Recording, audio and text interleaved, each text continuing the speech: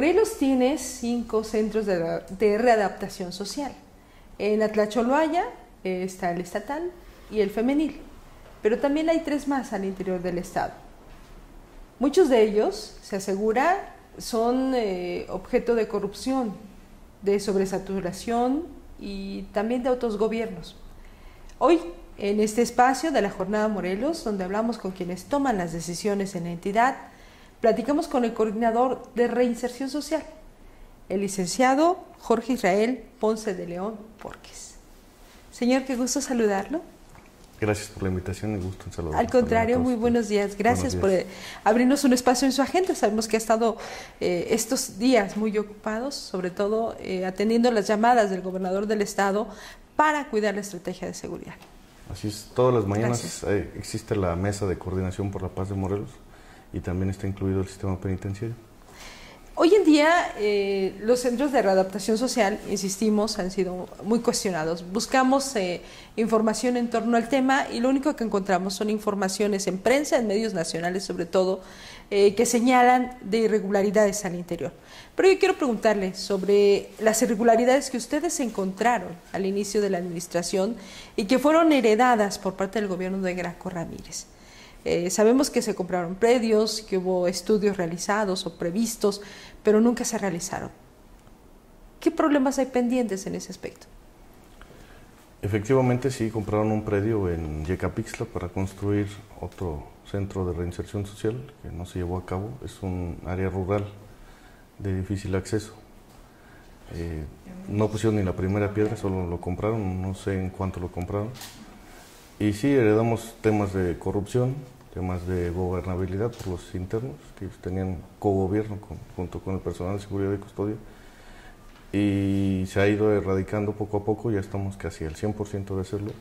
Se han sancionado a personal de seguridad y custodia, personal administrativo también, y se han hecho traslados de personas privadas de la libertad a centros federales. En cuanto a las investigaciones en torno a las irregularidades que dejó el gobierno de Graco Ramírez, ¿ya hay responsables, personal administrativo sancionado? Tenemos personal administrativo sancionado y personal operativo también. ¿Estaremos viendo pronto alguna reacción judicial en torno a este asunto? Sí, ya están del lado de la Fiscalía es la que se encargará de judicializar todo y de darnos la información de cómo va la investigación. Los centros de readaptación social en Morelos están bien calificados según un estudio realizado en el 2012. Están incluso por arriba de la media nacional. Sin embargo, se enfrentan problemas severos en cuanto a la sobresaturación en la población penitenciaria. Hay problemas y denuncias constantes. Los medios han sido el canal de comunicación en donde se vierte constantemente esta queja, en donde, bueno, les cobran hasta 50 pesos el medio litro de agua, dicen. Pero junto a ello hay otros problemas mucho más graves que genera esta condición de hacinamiento. ¿Qué medidas se están tomando para revertirlo? Sí tenemos sobrepoblación, como en todo el país. Los únicos que no tienen sobrepoblación son la Federación en sus centros federales. El señor gobernador, y el señor secretario de Gobierno y el señor comisionado estatal de seguridad han gestionado con el señor presidente la donación o en comodato el Centro Nacional de Rayos que se encuentra aquí en el estado de Morelos para que pueda utilizarse como un centro más de reinserción social del estado. En cuanto a los actos de corrupción, tengo aquí una dirección de asuntos internos que pertenece al sistema penitenciario. Existe una dirección general en la Comisión Estatal de Seguridad. También hacen la supervisión y las sanciones y las investigaciones. El agua no se puede cobrar porque el agua la tienen todos en su celda. El agua se les da en la comida, todos los dormitorios se les da garrafones de agua purificada. Entonces esos son dichos sin fundamentos. ¿Hay abusos en cuanto a esta situación de irregularidades que se presentan al interior? Hay, por ejemplo, algunas integrantes de la comunidad homosexual que afirman que han sido víctimas de abusos, de tocamientos, de violaciones incluso. Otros más aseguran, como usted lo ha comentado, que hay irregularidades, ¿no?, severas, que los custodios agreden a los reos que son incómodos en este proceso al interior. ¿Hay mano dura en ese aspecto? Hay disciplina. Hay un reglamento que ellos tienen que respetar para las autoridades, para el establecimiento penitenciario y para la convivencia con las personas privadas de la libertad con las que ellos están día a día. No tengo ninguna denuncia por parte de las personas de otra preferencia sexual por abusos o por lesiones o por violación. Hemos encontrado también señalamientos en el sentido de que la visita conyugal, por ejemplo, sobre todo cuando es la visita conyugal, este encuentro que tienen cada fin de semana o cada cierto tiempo los reos con sus familiares, en este afán pues de tratar de rehabilitarlos, son constantemente interrumpidos por los custodios. Esa es la denuncia que se hace. Esa es igual sin fundamentos. Todos los dormitorios están sujetos a revisiones. Cuando se encuentra la visita, cuando es conyugal, no hay una interrupción de ningún personal de seguridad y custodia. Todo es cuando no hay una visita, se hace una revisión. Se hace una revisión a la persona privada de la libertad antes de entrar al área de la visita íntima y también a su visita. Si hubiera este tipo de abuso, lo ideal es que se hagan las denuncias. Claro. Me decía que no se han presentado. No tengo ninguna denuncia por eso. Yo soy el primordial que estoy promoviendo que hagan la denuncia. Tengo más de 100 custodios sancionados y pues los invito a que hagan la denuncia de todos los actos de corrupción que ellos tengan que denunciar. Al tener una población tan amplia en los penales de Morelos, bueno, entremos en detalles, ¿cuántos hay, cuántos varones, cuántas mujeres en Atlacholoaya y en los penales, bueno, en las cárceles distritales al interior del estado? ¿Qué población se tiene? Tengo, en total son 3.576 y en Atlacholoaya tengo 2.176, en el femenil tengo 148 mujeres. ¿Y al interior, en las cárceles distritales? En Jojutla tengo 476, en Cuautla 647. En el de menores tengo 61 personas y en Jonacatepec 66. ¿Qué tan difícil es poder contribuir a la rehabilitación de estos jóvenes, en el caso del juvenil, y de estos adultos, de estas mujeres? ¿Es complicado? No es complicado, la mayoría son participativos y con el apoyo de su familia algunos han logrado obtener su certificado de primaria, de secundaria. O licenciaturas. O licenciatura, y también aprenden alguna actividad como carpintería, manualidades o hacen bolsas de plástico. Recientemente cubrebocas. Cubrebocas también. Ya había una empresa de cubrebocas aquí, hubo algunas en las revisiones que se hacen constantemente en todos los centros de reinserción social.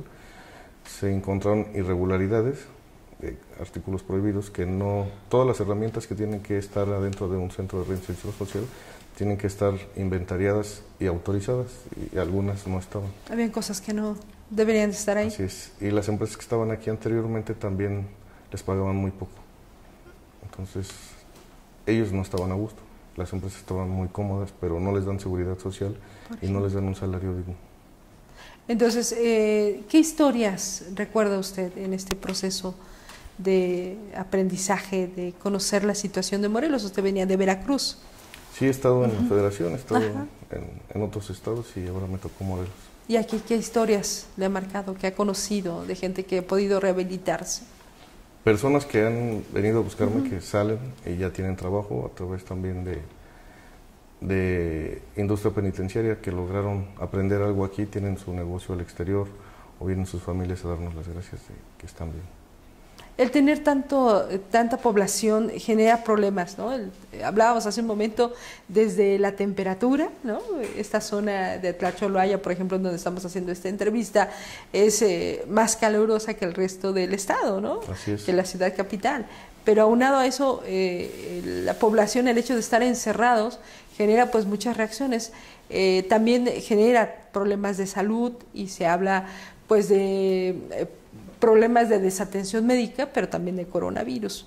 ¿Cómo se ha atendido esta situación? Pues en una población de más de 3.500 personas, es una pequeña ciudad, hay de todas las clases sociales, de todas las preferencias sexuales también, y culturalmente también son distintos, ¿no? Entonces es difícil que ellos convivan con personas nuevas que les llegan a su celda. Están 5 o 10 en una celda, y que llegue uno nuevo pues les causa incomodidad, y a una persona que llega de interno a una prisión del Estado pues es difícil adaptarse. En los temas de salud, nosotros solamente tenemos 2 decesos por COVID. Dos.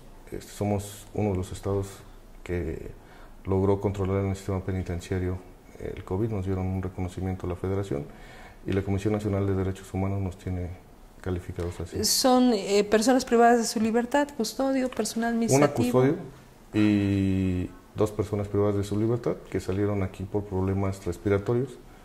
Fueron ingresados por personal de salud al área de restricción de COVID y ellos pusieron en su certificado médico que mueren de posible COVID. Uno de estos casos se publicitó en los medios nacionales, ¿no?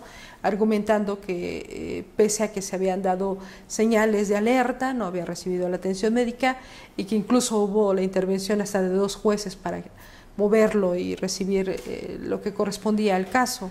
¿Se atendió adecuadamente? Nosotros atendemos todas las instrucciones y las órdenes que nos giran los jueces. Algunas no son posibles, como los traslados de algunas personas, pero en los temas de salud estamos bien. Lo único que se nos termina, que es el día a día, es paracetamol, por ejemplo, aspirinas, jeringas, cosas así. Pero lo que es COVID y alguna otra enfermedad que pueda ser atendida al exterior son trasladados a un hospital que designa la Secretaría de Salud. ¿Y cómo garantizar que no hay contagios al interior cuando en una celda, en un espacio de reclusión, hay al menos 10 personas? Así es. ¿Y la sana distancia dónde queda? Tenemos jornadas con el personal de salud que tenemos aquí, en el servicio médico, que hace un recorrido en todos los dormitorios y en todas las celdas para ver si alguien presenta o no síntomas. En caso de presentarlos, pasa al servicio médico, se le hace una valoración y en caso de tener positivo algún síntoma, alguna enfermedad crónica o algo, es trasladado a un hospital. ¿Y se les hace la revisión diaria, entonces? Diaria. Y hay un módulo en todos los centros de reinserción social donde si amanecieron con algún síntoma o ellos se sienten mal o no tuvieron la oportunidad de ver al médico cuando pasó a la celda, porque algunos se encuentran en los talleres, son atendidos ahí. Okay. Oiga, ¿y usan cubrebocas en este tiempo? El personal operativo y administrativo usa cubrebocas y quien lo solicita del personal, bueno, de las personas privadas de su libertad también. Entonces esto genera también cerezos libres de COVID. Ah, perfecto. En el estado de Morelos. Así es. ¿No? Todos. Todos. Incluso usted fue pues uno de los sobrevivientes, nos decía antes de entrar. De COVID. Es inmune ya. Ya. Esperemos. Según la ciencia, todavía. Insisto, se hablaba de una oleada de contagios, ¿no?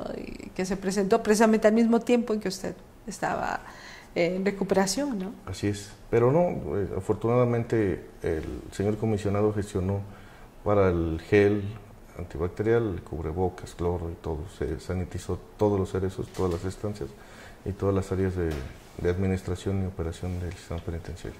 Incluso para ingresar a estas oficinas fuimos sometidos a un protocolo de limpieza, de higiene, para poder estar en este espacio, ¿no? Como parte de las medidas instrumentadas con este fin. Así es, todos los centros están igual. La entrada a este cerezo está computarizada, pones tu rostro y te detecta la temperatura. ¿Dónde que no lo vimos? Está en la entrada del cerezo. ¿Verdad? Bueno, es parte de las medidas que son se parte toman, de las medidas, ¿no? Están los tapetes sanitizadores y adentro hay algunos recipientes, contenedores donde se lavan las manos con sanitizantes las personas privadas de la libertad. Y lo mismo se aplica para los visitantes. Así es. Al interior del cerezo. Sí, abogados o personas de derechos humanos o de alguna iglesia. Ajá. ¿Qué pasa con el otro tipo de enfermedades? ¿No? Se hablaba de que se habían registrado algunos brotes por ahí. Bueno, lo tradicional, el hecho de que haya tanta gente reunida en un solo punto, pues provoca problemas, ¿no? Así es, todas las personas privadas de la libertad y el personal que trabaja en esta coordinación va a ser vacunado contra la influenza en estos días. Ya se inició con el personal administrativo en una parte. Y hay campañas para detectar tuberculosis y cualquier otra enfermedad en las personas privadas de la libertad, también con nosotros, porque entramos todos los días a los centros de reinserción social, entonces también estamos sujetos o propensos a contagiar. Yo le tengo que hacer esta pregunta irremediablemente sobre el autogobierno al interior de las cárceles de Morelos. porque es la referencia constante, tanto en la prensa nacional y en algunos espacios de la prensa local. ¿Existe el autogobierno en Tlacholoaya? Cuando llegamos a esta administración había autogobierno, había cogobierno, y la instrucción del señor gobernador y del comisionado fue erradicarlo. Eso generó el conflicto y la manifestación de personal administrativo y personal de seguridad y custodia y las mismas personas privadas de la libertad, que les incomodó los cambios que tuvieron y hacer valer el reglamento.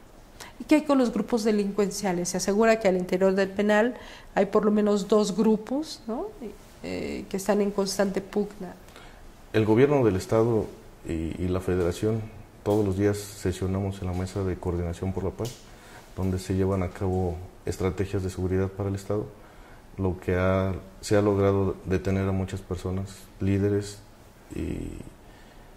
y participantes de la delincuencia organizada, secuestradores, extorsionadores, que ahora están aquí en los centros de reinserción social de todos los cárteles, que también les genera incomodidad. Lo que pasa en la calle también se refleja adentro, porque ellos tuvieron algún mando o tuvieron participación con la delincuencia al exterior, y al interior hay personas que eran sus enemigos. Eso ha generado también violencia y reacomodos afuera y reacomodos adentro. Y esto propicia esta serie de señalamientos desde el interior del penal, toda esta serie de acusaciones, de irregularidades, de abusos, de golpizas. ¿Es la reacción mediática a lo que está pasando en el ordenamiento al interior? Es el ordenamiento y la inconformidad de las familias y de las personas privadas de la libertad por las decisiones que hemos tenido, y tienen que tener disciplina. Aquí es disciplina y la cárcel tiene que llevarse bien, ellos tienen que vivir bien, no vienen a golpearse uno con otro, ni a drogarse, ni a matarse. Entonces nosotros tenemos que establecer el orden ahí, y eso les causa molestia. ¿Y echan a andar este aparato, digámosle así, para difundir este tipo de rumores, de señalamientos, de denuncias? Así es, sí, denuncias falsas, como dijeron que había muertos y que había un motín, y no fue cierto. Hicimos un traslado de 9 personas a Cuautla y a Jonacatepec. Las personas que se aglomeraron eran como 30, 50 personas preguntando por las personas que se habían trasladado. No para golpear a otros ni en contra del personal de seguridad. Eso pues lo tomaron como un motín y empezaron a decir que había muertos. Las 2 personas que murieron, una persona murió de un paro cardiorrespiratorio y el otro también. Okay. ¿Cuántos grupos delincuenciales existen al interior del penal? Se habla mucho de esta pugna. ¿Ustedes cuando llegaron, qué grupos encontraron con el control cuando llegamos al Estado como administración? ¿Se mantiene hasta hoy en día esta situación? Cuando llegamos al Estado como administración, estaba el Carrete, el líder de los rojos. Tenían aquí el control los rojos, la mayor población estaba con los rojos, y había fracciones de los Beltrán, del Cártel de Jalisco y de algunas otras células de Guerrero. Como le decía, todo lo que pasa afuera se refleja adentro. Entonces, al meter orden nosotros, pues es la incomodidad y el poder de los cárteles al exterior de que quieran atentar en contra de nuestra persona y de nuestra imagen para que seamos removidos del cargo. Por eso la necesidad de cambiar de centro de rehabilitación al hijo del Carrete, ¿no? Así es. Para no permitir que se enquistara este poder, ¿no? Sí, hubo intentos de fuga, hubo manifestación de los custodios porque hubo corrupción para el intento de fuga de varias personas privadas de la libertad, y por eso solicitan que renuncien funcionarios del sistema penitenciario por la incomodidad que les ha causado. Y sí es una realidad, revisamos las palabras claves, su nombre y centros de readaptación social siempre van acompañados con la exigencia de los familiares de los custodios para que sea removido del cargo, ¿no? Así es, y la revisión es más estricta, se han puesto a disposición personas de familiares de las personas privadas de la libertad que intentan introducir drogas, armas, alcohol, droga. Todo. ¿Cuántas personas han sido en esta condición detenidas? Ya vamos más de 30. Y ese mismo, ese mismo material era el que generaba dentro problemas, ¿no? Así es, y a ellos les incomoda que no les pasen una cerveza, que no les pasen marihuana, que no les pasen alguna otra droga. o las puntas metálicas. Las puntas metálicas son de la infraestructura del centro de reinserción social, son partes de las coladeras, de las ventanas, del gimnasio. Entonces ellos le sacan filo al metal en el piso o en algún otro lado, tienen todo el tiempo para hacerlo. No tienen filo, pero sí tienen punta. Entonces con eso tratan de intimidar a sus compañeros o de matarlos. Encontramos también, hablando de la introducción de drogas, por ahí algunos materiales periodísticos interesantes que se ven por lo menos fundamentados, ¿no? O al menos según los testimonios de personas que han guardado el anonimato, en donde se asegura que se mete incluso cantidad importante, ¿no? de drogas, sobre todo de sustancias químicas. Al penal. ¿Se han detenido a custodios, a personal administrativo, operativo, por este intento de introducir drogas al penal? Afortunadamente los custodios no han sido detenidos por eso, ni personal administrativo. A ellos se les ha encontrado celulares. Esos celulares se ponen a disposición de la Fiscalía Antisecuestros para ver si se encuentra relacionado en un acto delictivo y de que haya droga adentro. Podrá haber en pocas cantidades y escondido en las cavidades de las mujeres y los hombres que ingresan a la visita, es como lo han logrado introducir en pocas cantidades. No como en la administración pasada, que se lograron hacer importantes decomisos de droga. Y ahí sí era cuando ustedes detectaron, de acuerdo a sus investigaciones, que sí entraban pues prácticamente descarado, ¿no? Sí, es cuando llegamos, pues encontramos y se aseguraron varias dosis de droga importantes que eran pues autorizadas o permitidas o no sé cómo decirlo. Eso ya obra en una carpeta de investigación. Ahora lo que se introduce o que intentan introducir son dosis personales. Son dosis personales pequeñas, pues meten, bueno, una señora de más de 70 años trató de introducir casi medio kilo de heroína.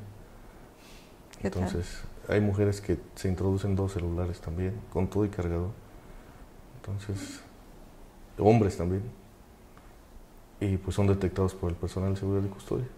Todos los días de visita yo estoy en el área de revisión de alimentos y algunas de mis colaboradores, hombres y mujeres, están en la revisión para que algún custodio no se preste para el acceso de alguna de estas cosas. Y personal de asuntos internos. Vaya ingenio, ¿no? Sí. Ingenio delictivo. Cuando también, llegamos ¿no? nosotros a la administración, le hacíamos una revisión en un dormitorio donde están aproximadamente 200 personas y hasta 80 celulares, 50 celulares en un dormitorio en una sola revisión. Ahora hemos encontrado 1, 2 o 3 celulares. Nos sorprende cuando se dio una de las fugas, incluso cuando se registró lamentablemente el asesinato numeroso de personas privadas de su libertad al interior del Cerezo, que precisamente los videos salían del Cerezo difundiendo este tipo de imágenes, ¿no? Dantescas. Y algunos celulares también fueron robados a los custodios. Ya en la investigación y como se dieron los hechos que tiene la Fiscalía, la carpeta de investigación, se ha podido identificar que algunos celulares utilizados para transmitir los videos fueron con los que le robaron a los custodios que tenían privados de la libertad y sometidos.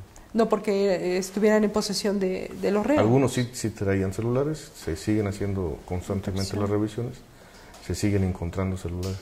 Ya no tantos, pero se siguen encontrando.